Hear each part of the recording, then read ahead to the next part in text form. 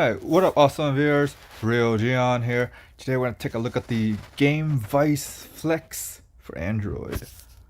I think they made a really good controller here because based off of just looking at the pictures, it looks like there's like a lot of room in like the actual slot where you put the phone in, hence why you can game with the case on. Like I think I saw a couple of unboxing videos of it. There's like a line of these little adapters you can put into the controller depending on the case of the phones you rock. So I think they really thought about this thing through because there's a headphone jack along with that too, because I know that some phones, like no, not some, a lot of phones don't have headphone jacks, and this gives you one. I think that's a really good move that they did here. Like that's really good. There's also legit analog sticks, and the triggers are linear as well. Yeah, they're Hall effect linear triggers. I feel like they did a lot of things right with this controller. You know, of course it's low latency because you're attaching it directly to the phone, so there's that. The only thing that I personally do not mind, but I feel like the community does, the emulation Android gaming community does, is that expandable section of the controller where it's like a belt and not like telescopic, where it's like the GameSir X2. There you go. Where this one has like, it's flexible, you know, hence the name Flex. It's like flexible. So I feel like the community does not like this as much.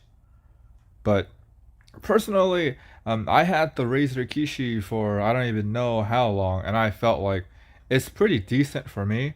But then again, that's my personal opinion, so I guess yours can vary depending on how much you like or dislike this. But I think it's really nice because it makes the controller very small and pocketable, which is fantastic.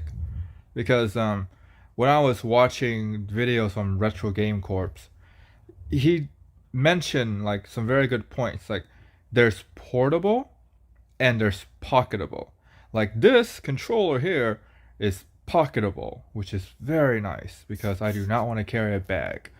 If you want to carry a bag, that's fantastic. I mean, if that's completely fine with you, like going around carrying like a man bag or something like that, you can store a lot more items than someone that chooses not to carry a bag. I choose not to carry a bag, so a lot of the items that I bring with me on my day-to-day, I have to really think about like how pocketable is it? Like, does it fit with most of the clothes that I'll be wearing when I go out? Like, a lot of these little minute issues I have to think about. But with this particular controller, I think it's great. I honestly think it's great. It's pocketable, and that's fantastic. So that's really good in my book. So yeah, you can do the whole streaming stuff. Oh, okay, yeah. So I'm guessing most of these Xbox official controllers now has Game Pass, which is great. So there's that.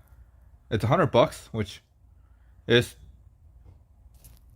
relatively standard now. I think most of the more high-end controllers are going for $100 nowadays. So considering the Kishi V2, that's also $100.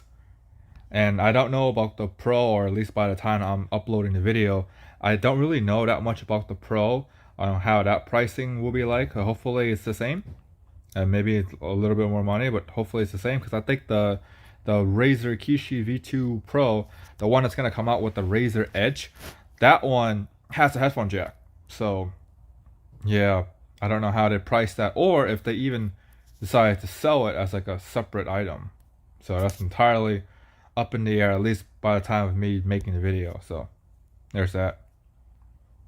2 to 7 days shipping. Let's go head up to Amazon, see if there's any other new information that I can find.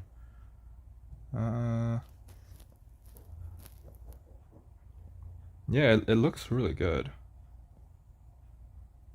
Like there's a lot of potential here. The D-pad looks like it's pretty decent, at least just from picture.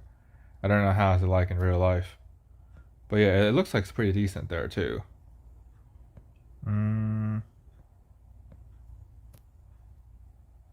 Oh hey, the GameStar X3. I don't think I did a video on that yet, but so might do one there too. Oh, you can buy all three and spend on like 250 bucks. You can do that as well. Linear triggers, we covered that.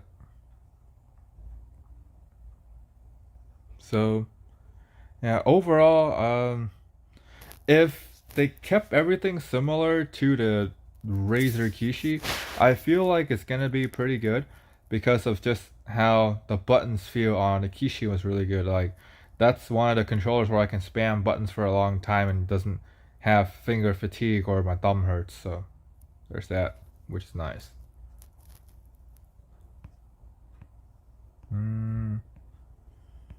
Yeah, there's the whole game streaming stuff, so you can do that too. I think you can do that with most phones, or if not all phones, because it's just mainly based off of the internet, so there's that. Really, it's 1.23 pounds? The Razer Kishi doesn't seem like it's that heavy. So, maybe this is more heavy? Or heavier? Okay, so this is now like on the different items. So, overall, I honestly think just looking at videos and samples on websites, I think we have a home run, unless after personal usage or reviews that come out, there's actually something wrong with it. If that is the case, then yeah, but if not, honestly, so far, I feel like this is going to be a home run device, unless it's not, which I can't.